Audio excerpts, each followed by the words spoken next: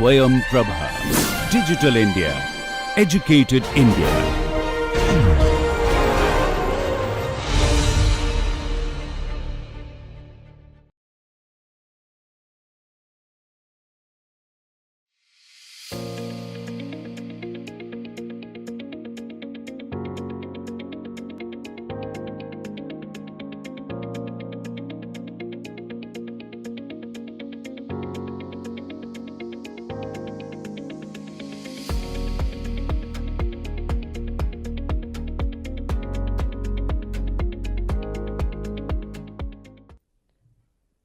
Hello and welcome to lecture 46. We are discussing design of low speed contra rotating fan. In last session we have discussed about the design calculation for rotor 1 at the mid station, where we have assumed our total pressure rise expected to be 1200 Pascal. Then we have started doing calculation at say mid station, as well as we have done our calculation at the hub station. Now say this is what we have expected. Here in this case we are expecting our total pressure rise at the hub to be say 500 Pascal, for what we have done the calculation at the hub station. Today we will be moving with say design at the tip station, where we are expecting our total pressure rise to be 1900 Pascal. So let's move it. So this is what we can say our condition. We have our entry to be axial entry. So that's the reason why my alpha 1 at the tip, that's what I say 0. My CW1 at the tip, that also will be 0. We can say our peripheral speed, now this is what will be based on my tip diameter. So it is coming 50.89 meter per second. Once we know what is our peripheral speed and we already know our axial velocity, that's what we are assuming to be constant. So that's what will be giving me my relative blade angle at the entry beta 1 as say 48.90. Now in line to what all we have done, we will be doing our calculation based on our fundamental understanding of thermodynamic and aerodynamic work. So here at this station we are expecting our total pressure rise to be say 1900 Pascal, and that's the reason if you look at, we are calculating our say pressure at the outlet near the tip, that's what is say it is coming say 1.0322 kilopascal. Okay, we are calculating our pressure ratio, that's what is coming 1.011. Okay. Now once we know what is our delta P0, we can do our calculation for say delta T0 for rotor 1 at the tip, and that's what is coming 1.87 Kelvin. Now once this is what is known to us, based on our fundamentals, we can say we are comparing our aerodynamic and thermodynamic work at that station to be same, and based on that we are calculating our beta 2, that's what is coming say 16.53. Now once beta 2 at the tip is known to us, we can calculate what will be my delta beta, and this delta beta at the tip, it is coming 32.37 degree. We can calculate our specific energy for say tip station. Okay, that's what is coming 1.88 kilojoule per kg. Now in order to do the calculation at say tip station, we need to have our CW2 at the tip to be known to us. So what we know from my 10 law, it says 10 beta 2, it's nothing but U minus CW2 divided by CA. Now be careful what all we are putting, that's what is at the tip station, because we are doing our calculation at the tip station. That's what is giving me my work component to be say 37.72. Okay, so if you look at here, my velocity triangle, that's what has changed accordingly. So be careful about that part. Once this is what is known to us, we can do our calculation for alpha 2, because that's what is my requirement for downstream rotor. So it says my alpha 2 it is coming say 40.35 degree. Now once these angles are known to us, we can do calculation for what all will be my relative velocities. So my relative velocity at say entry, it is coming 67.54 meter per second. At the outlet, it is coming 46.31, and if we are calculating our de-Holler's factor, that's what is coming 0.69. So you can say we are having variation of our de-Holler's factor at hub, mid and tip station. Okay, when we will see the comparison, that will make more sense. Now we need to calculate what will be our diffusion factor at the tip station. So we will be calculating our pitch, we will be calculating our solidity. So pitch we are calculating based on pi d by say z. Here my number of blades we are assuming to be 19. So that's what is giving me my pitch to be 0.067 meter, and if we are putting our chord to be 0.045, that's what is giving me say my solidity as 0.67. Okay. Now my diffusion factor at the tip, if we are calculating, that's what is coming 0.73. Okay, and my power calculation, if we compare at the hub, at mid station, at the tip, this is what is tip loaded rotor, and that's the reason if you are calculating your power at that station, this is what is coming 17.71 kilowatt. Now based on Carter's rule, we can do our calculation for say M factor, and this is what is coming 0.38. Okay. Now say as we have discussed for say selection of our incidence angle, so we are assuming our incidence angle at the tip to be -2 degree. What all are the reasons? What we have discussed earlier. Again, in order to take care of your change of incidence, by default designers they are adding that angle, so that when the blade, that's what will be acting under off design condition, still behave like working in a design condition. Okay, so conventionally we are assuming this to be say -2 degree. If we are putting that, it says my camber angle, that's what is coming 63.64 degree. My deviation angle, it is coming 29.26 degree, and my stagger angle, that's what is coming 19.08 degree. Okay. Now we can understand we have our calculation at mid station, we have calculation at hub station, we have calculation at say tip station. So all the required parameter for the design, that's what we have done calculation. So let's see, this is what will be coming in sense of our design sheet at hub station, mid station and say tip station. So if you try to compare, so if you look at my de-Holler's factor, that's what is coming to be 1.07, that's what is at the hub, and 0.7 near the tip region. If we are considering our diffusion factor, it is coming 0.15, and near tip, that's what is coming 0.67. Okay. Now if you are considering this as your case, it says my camber angle, that's what is coming 17.94 and 54.08. Let me tell you what exactly is the purpose here. So you know, this is what is our final design sheet. Okay, what we have assumed? We have assumed at hub our total pressure rise expected, that's what is say 500 in cents. Okay, so here if you look at, this is what is giving me 500, 1200 and 1900. Now in order to showcase what iterations we have done, say initially we have assumed at hub my total pressure rise as 700, at mid station we have not done any change, but at the tip, that's what is say 1700 Pascal. When we are doing this kind of calculation, just look at what de-Holler's factor we are getting, that's what is say 1.07, that's what is on higher side.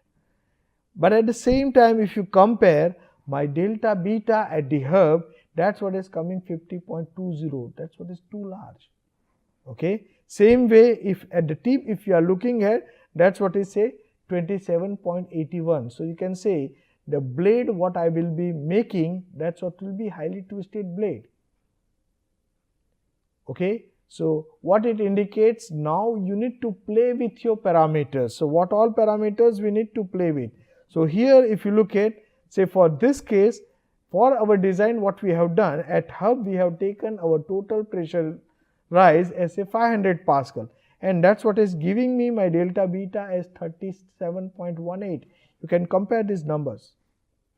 Okay. At the same time, near the tip region also, this is what is slightly on higher side, but you can say that's what is giving me my angle as say 32.37 delta beta.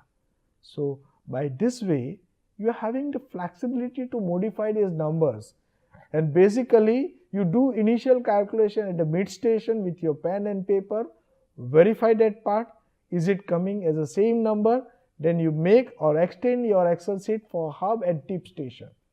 This is what is advisable thing, and that's what will be giving me two extremes. At hub what need to be my number, at tip what need to be my number. Okay. Now here if you compare, say compared to my earlier assumption, diffusion factor, that's what is coming 0.18, and here this is what is coming 0.73. It is on higher side. Okay.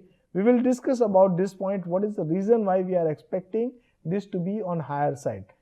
Remember one thing, what all numbers, that's what is given in open literature, what all people they are discussing, that's what is applicable for stage, rotor and stator combination. That may or may not be straightway applicable for say the design case for contra rotating concept. Okay, it is designer's choice, you need to play with the numbers. Okay. Now here in this case, if you are comparing, I am improving my de-Holler's factor in a proper way. At the same time, the camber angle that has reduced from say 51 at the hub to 63 at the tip region. Okay. Now once we have finalized with the two extremes and mid station, what we will be doing? We will be making the number of stations. Remember one thing, this blade, that's what is having aspect ratio of 3, that means my height of the blade will be taller or it will be larger compared to aspect ratio 1. It means I will be having blade height to be large. If that's what is your case, it is advisable to go with more number of stations. With the space as a constraint for this slide, so we have considered only 11 stations, but you can play with say 20 station, 21 station, even you can go with 40 station, nobody will stop you. Okay. So here if you look at, this is what is my distribution of delta P0. Okay. Now this delta P0, that's what is not been selected randomly. Remember one thing, there is no systematic rule you need to apply here. Many times students, they used to put say, they will set this number in such a way that it will give the linear kind of trend or linear variation of total pressure. There is nothing wrong doing that part, but that's what is a mechanical kind of work. We are more towards say aerodynamic design, so you need to think in an innovative way, and that's how you need to keep on eye with the variation of delta beta. So just look at, when we are doing this, we are putting these numbers, I will be having particular trend for delta beta. At the same time, just keep on eye for say de-Holler's factor. Okay. Same way you just keep on eye for what is happening with your camber angle. Just look at, this is what is showing me say particular trend for say my camber angle variation. Okay. Now once whole data sheet, that's what is ready with us, then you will say, sir, we will go with say now making of the blade. Now if you recall, I was talking to you say what Carter has given in sense of calculation for deviation angle, that's what is not giving the exact features what we are looking for. So these days people, they are comfortable with using the computational tool. So based on what all calculation initially we have done in last data set, that's what will be the input in sense of my camber and stagger angle. Okay. Once we are putting this camber angle and stagger angle, we will be observing what is happening near my trailing edge, and that's what will be giving you clue to modify your deviation angle. So in one of my paper I have discussed how do we decide with this deviation angle. If you are interested, you can go through, you refer that paper, that will give you idea how we need to check with and why we need to change this angle. Okay. So, based on CFD analysis, based on experiments, or based on say experience, you can modify your deviation angle. So, once you are modifying your deviation angle, you need to take some number. So, this is what is my assumed number. Once we are doing this delta calculation, accordingly my camber angle I need to correct, because my earlier deviation angle it was different. Now I need to put corrected camber angle. So this is what is my corrected camber angle. Be careful about this. Same way, when my camber, that's what has been changed, I need to do modification for say stagger angle. So it says my corrected stagger angle, that's what is say beta minus incidence and theta corrected by 2. Okay. Now this corrected camber and corrected stagger, these are the angles which we need to use for making of our blade. Be careful about this part. Okay. It may be possible, say like deviation angle what you are assuming, that may be coming different at different stations. You can say you will be assuming your deviation angle more near the hub region. You may be reducing your deviation angle to moving towards a tip region, but that need to be in a systematic way. Okay, and that's what the computational tool, that's what will be coming into the picture. That's what will give you how do we move forward with. Now for this case, say we have assumed this to be say 4 degree, and if you do it say at mid station, we have done calculation for corrected deviation, corrected camber and corrected incidence, okay, or corrected our stagger angle. Okay. So you can say by corrected deviation, corrected camber and corrected stagger we have done calculation. Now this logic, if you look at, this is what is my assumed deviation angle. As I told, what you need to do is maybe you can plot your velocity contours, you can plot your CP distribution at particular station, then you just observe how my flow is behaving on my suction surface, on my pressure surface, how it is behaving near the leading edge, how it is behaving near the trailing edge, and based on that systematically you need to assume this number. So for this design we have assumed this to be 4 degree, and that's what will be giving me my corrected camber and corrected stagger angle. Okay. Now once we are achieving this corrected camber and corrected stagger angle, we can say we have our equation for say C4 profile. In that C4 profile, do not forget what angle we were considering theta, now that angle need to be corrected angle. Okay. Do not miss this part. So purposefully this slide has been kept intentionally here. Okay.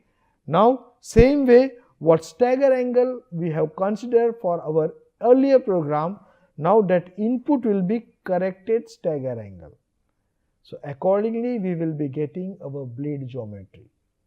Okay. So for rotor 1, this is what we say in sense of we are doing calculation for say this corrected camber angle and corrected stagger angle.